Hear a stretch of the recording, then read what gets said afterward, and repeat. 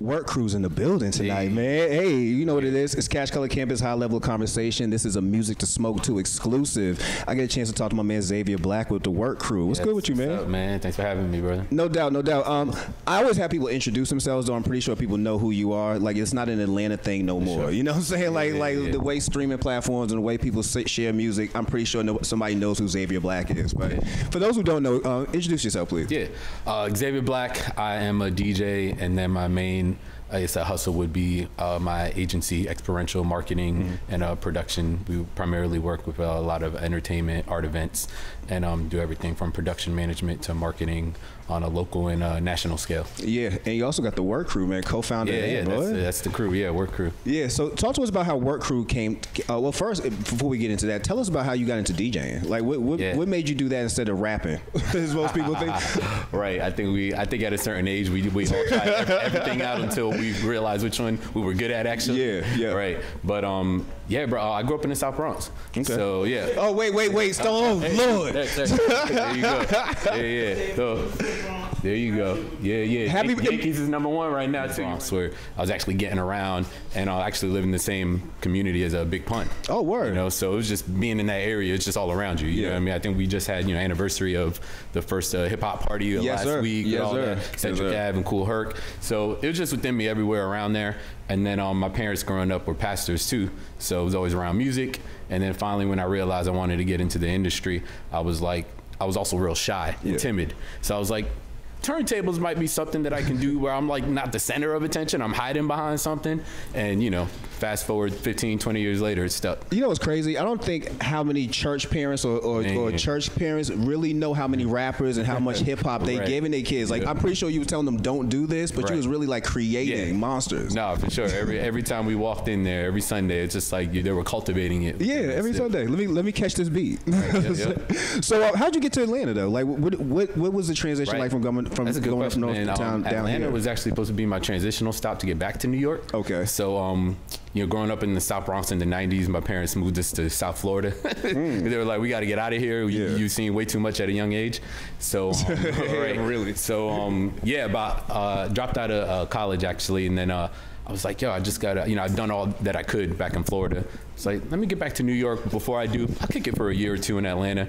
A year or two is going on 10 right now. Ain't no such thing as kicking it for a year or two in Atlanta. Right. No, you just move. Right. This year I'll mark my decade here now, 10 years. So, wow. Yeah, man. Just met real good community out here, family now. So. Yeah, and especially on the DJ side. Like, I'm again, it's one of those things that Atlanta's known for so many things, from the rap to the movies and all that. But really, I'm glad we even have Maya Bailey on to talk about the tattoo culture. But the DJ culture down here is so serious. Rest in peace, Speaker Fox. But there's so many people who are out here taking over these little clubs around here and really introduce people to dope new music. So I'm glad you did come down here and was able to see part of this growth and be part of that growth. Now let's talk about the Work Crew. Yes. How did the Work Crew come about? Yeah, man. So a reason why I've still been here now for 10 years is I realized I was coming across a lot of like-minded individuals in different fields of creative realms, and we kind of realized there was more power in joining together than operating independently. Or we were realizing we were always a part of the same things, but showing up there, not realizing that we were all part of it. So we squatted up together, everything from other DJs to graphic designers, video production, filmmakers, everything. And then fast forward, it's cultivated into a creative collective that is able to fully in-house, full service produce small to large scale events, tour manage, do experiential marketing activations with companies all across the globe, really. Actually, a lot of our work comes from outside of Atlanta to produce events here. I believe that, because we spoke about experimental marketing, so much that includes now music and playlists and trying to include things like that. So I could see you being in the kind of like the peak of there. Nah, totally, man. So over the years, we've had clients such as Spotify, HBO, Essence, BET, and so much more, where they'll have something specifically for an audience, and they're coming to Atlanta and they contact us saying, we need to reach this community. We have a very niche audience that is kind of on the pulse of what's happening. I call them like the first adopters. I hate the word tastemakers because it kind of has like a especially now, an influencer. Right, an influencer. But like our community is really first adopters. Like, they're gonna know what's hot before it's hot. Yeah. So and yeah, so we're able to really, have a great connection and get the word out to that. That's wild, and that's what makes W.E.R.C crew very valuable. That you have the ability to touch a certain group of people. Like marketing has gone from saying everybody just fits into the 18 to 35 demographic. Everything is now niched down, really serious. So yeah, it's dope that y'all found that niche and you figured out a way to really blow up off of it. Yeah, definitely. Yeah, and then COVID comes, and we doing all these events, we got all this stuff coming. Then COVID comes, man. How does COVID affected, your work life, or did it? Yeah, man. Well, dang, when everything first came through and got locked down, me and my partner actually stuck in Europe. We had a bunch of events and dates. For how long? Well, we're supposed to be there about a month. The trip got cut about a week and a half, and about 5 days into it, we realized there was no more reason to even stay in Europe because everything was getting shut down. But yeah, we almost got stuck in. They didn't want to let us get to our connecting flight. That was my concern. Yeah, I was like, I know, Italy and Spain and stuff. They wasn't. But, every other country pretty much has dealt with it like they should. Yeah, and, exactly. We use the word quarantine, but they really quarantine out there. But yeah, luckily we were able to get on the flight, get back home, and but yeah, man, it's definitely kind of put us in a hole for this year, man. We had a lot of client work already locked in, projects ready to go.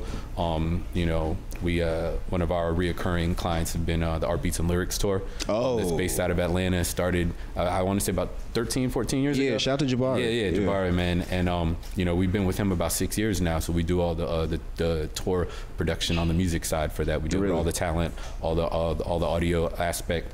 And but yeah, we had dates lined up with that, upcoming stuff with Red Bull, and yeah, not no more. Not no more, yeah. Right, everything. And then a lot of our internally curated events too, as W.E.R.C crew.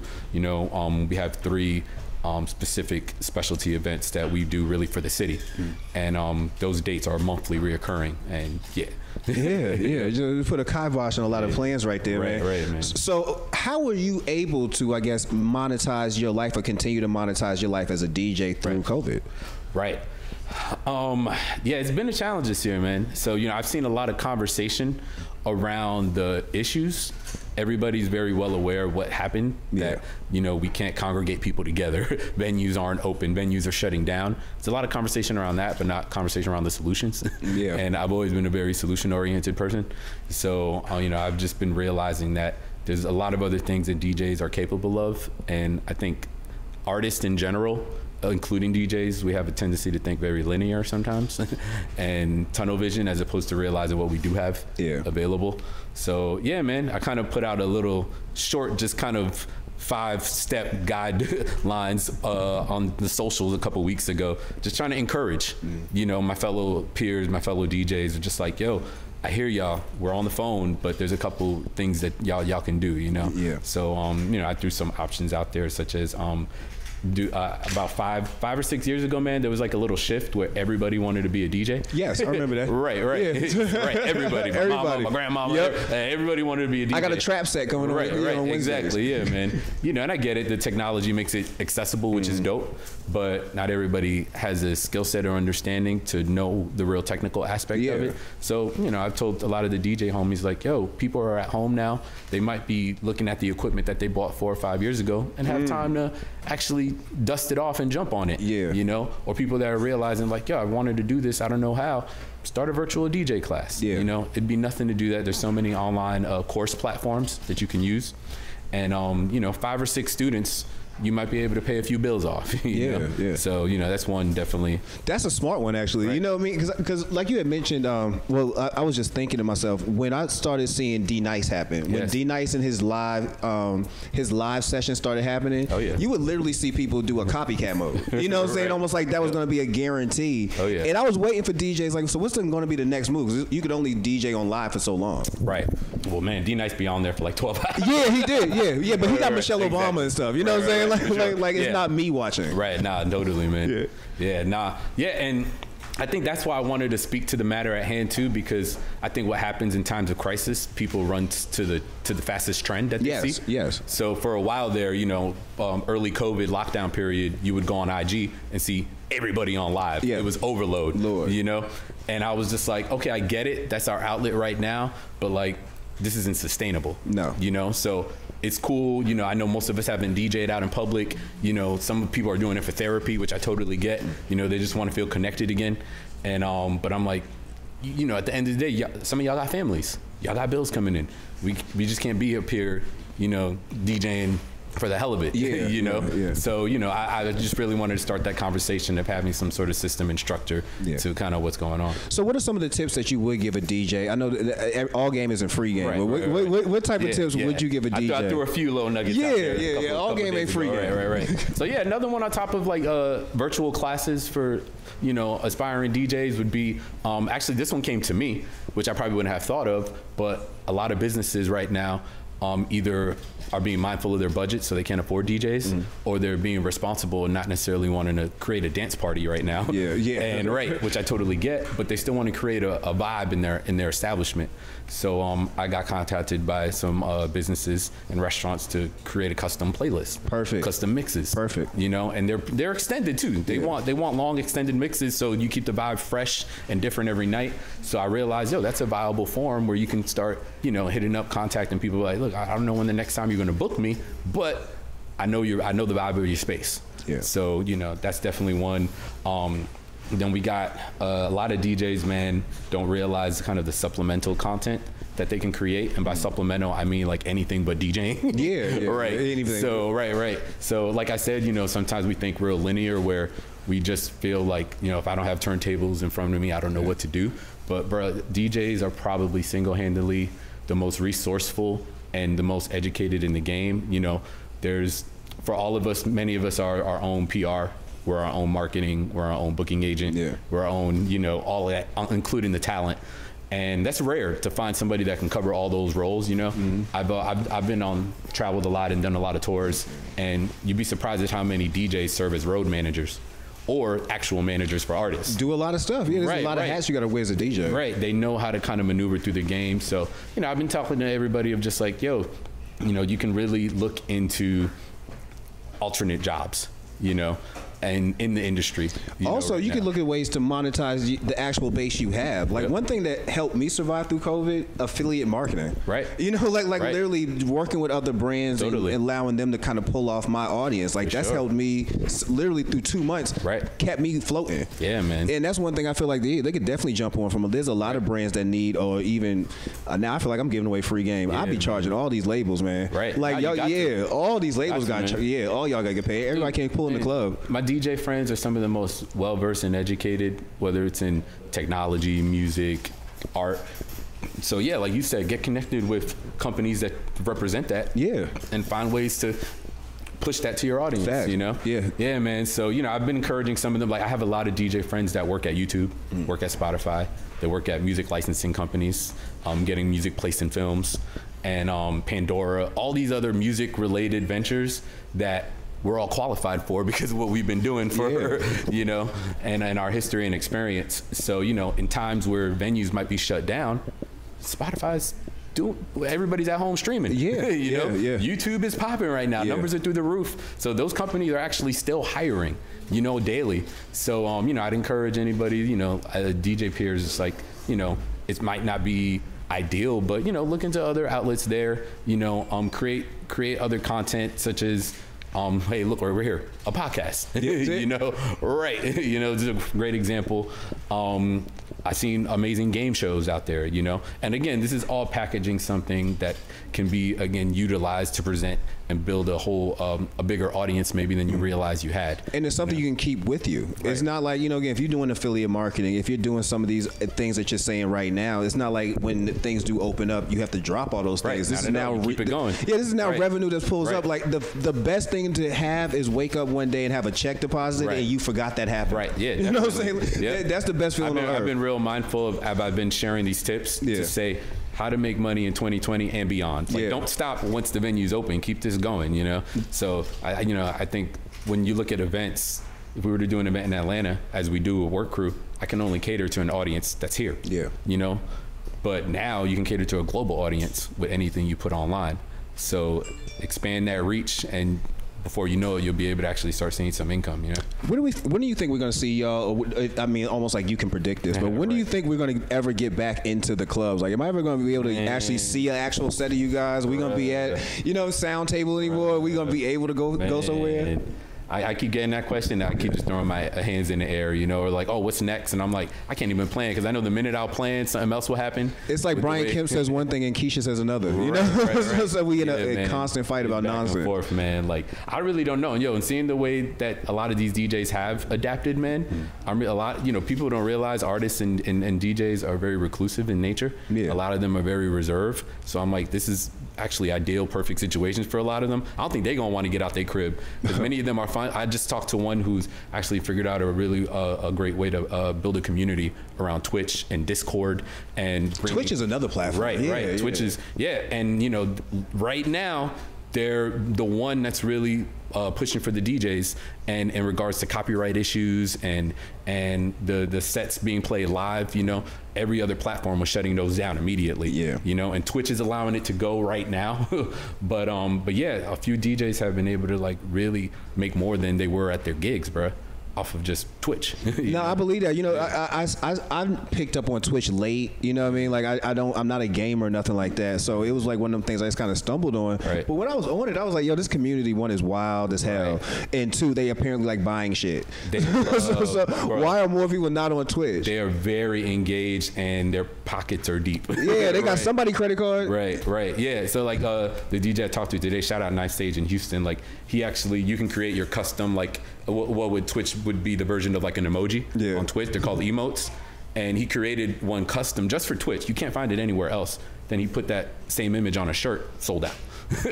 In that, right. Second thing, merchandise. You know, it was one of, again, I would thought you would have been on that, but I wouldn't be shocked because I think a lot of rappers didn't think about that until right now, that maybe I should have sold merch. Maybe I should have opened up some more channels outside of me just saying, go stream my song. Right. You know, because after a while, that stuff does get old, period. Like you got to make sure that you're constantly evolving and constantly moving up in your career and in your craft. Yeah, man. Yeah. So if somebody wanted to get their hands on the 5 tips, or they want to learn more about the 5 tips, where would they go to? Yeah, I have it posted on the Work Crew account on IG. So W.E.R.C _crew. So work is crew backwards. So, yep. Why did that just hit me too? Work is crew backwards. That's crazy, man. But yeah, it's on there, and then we're going to be releasing a few more gems. You know, we've been focusing on a lot more digital content right now while we have the time, while we can't congregate people together, and you know, from ourselves and my team to other industry peers, and just trying to help guide people through all this, man. I've really seen that it's dope through the last 5 or 6 months that people are a lot more open to share information with each other. You know, it's not this like, you know, crabs in a barrel mentality. Oh, no. Well, you know, I feel like thank COVID for that. Right. You know what I mean? It's one of those things that made people kind of have to speak to each other in a lot of ways, you know, because we're online and stuff, and you just can't bypass DMs. You can't just bypass messages all day now. Yeah, man. That whole thing of like, you know, feeling like you got to go to a party or a club and like dap people up and do what you got to do. Now it's all like that's not there anymore. Yeah. So you have to actually engage and interact with somebody. And does it still blow your mind when you because Atlanta's just a different place. You go online and you see pool parties and clubs full of people. And it's like, should I be reckless? Right. No, it really has you tripping sometimes. Yeah. It's like, you know, I just got back. I visited my family in Florida, and I got back like a week ago actually. And I hit up my peoples. I was like, yo, so y'all are open out here. I've been gone for 2 months. So y'all ready to go? I'm like, is this something that I was unaware of? But now my people's is like, nah, man. They just, you know, I let them do what they do. We're still gonna be here, kind of just taking our time and, you know, making sure we do things the right way, not put people in harm's way. Yeah, that's what's up, man. Hey, well, you know, I got another question. You know, as we speaking about DJs, do you feel like people give enough love to DJs right now? Like, I felt like for the longest, DJs have almost got downplayed. You know, for the actual impact that they actually give to the industry and actually give to artists. Definitely. Where do you stand on that? Do you feel like we have got to a place where we downplaying DJs? Yeah, totally. With kind of the popularity of streaming platforms where people can make their own playlist. Yeah. And, you know, it's like you kind of look at the DJ the same way. You know, you go up into an event and you're like, of course I can ask you what I want because I just made my own playlist coming over here. Nah, and also don't take that. People tell me I make great playlists. You should be a DJ. That's not the same thing. Right. No, that's not the same thing at all. Right. There's a very fine ability to be able to, I very much call kind of DJs mind readers. It's like, imagine if there's 1,000 people in the room. Your job is to make all 1,000 of them feel good and dance. Yeah. That's a hard job to do. So yeah, to that ability to like be able to read a room, it's something, and understand the gear too in the right way, not just be a button pusher. But yeah, no, over the years it's definitely been undervalued. And I get it. I'm hoping now with how DJs have kind of revived hope when people, through the D-Nice, the Questlove has been out there, providing entertainment when people don't have any entertainment. Hopefully they realize that we held them down this year and look out for us when we back in the game. We need to see a good DJs versus. Right. Like, I think we need to see a real good one of those to really make people. So speaking of that too, man, a whole nother reason to value DJs, man. The Versus was a train wreck until they started incorporating DJs. Ooh. Yeah. When they was trying to do it through the split screens and all that shit. Yeah. Teddy Riley set off the train wreck. Right, bro. And it never even had to be that difficult. No. And you might not have seen the DJs. They were always off camera. But as soon as I think the first one that really changed the game was the Beanie Man and Bounty Killer one. Oh, facts. Right. And then after that, they all, Badu, Just God had their DJs, and it was just like. And then now we had a real show to experience without any tech issues. So shout out to DJs, man. Shout out to DJs. Long story short, your playlist keeping this year going, man. Your playlist is not eliminating DJs, man. Like we still need a DJ and need the art of DJing. Oh yeah. All right. So before we get out of here, can you let people know again if they wanted to find out more about Work Crew, if they wanted to get the 5 tips, and they wanted to learn more about how to actually monetize themselves while they do have these couple months? How can they do it? Yeah, man. Hit me up directly. Xavier Black on everything. Xavier BLK. And then Work Crew, W.E.R.C, CREW.com on IG, Twitter, all the socials. Word. Take his advice, man. Make some money. Yes. Let's get it. Let's get it. It ain't dry up. It's still out here. Nah. And that's Cash Color Canvas, a high level of conversation on LiveHipHopDaily.tv. This was a Music to Smoke 2 exclusive.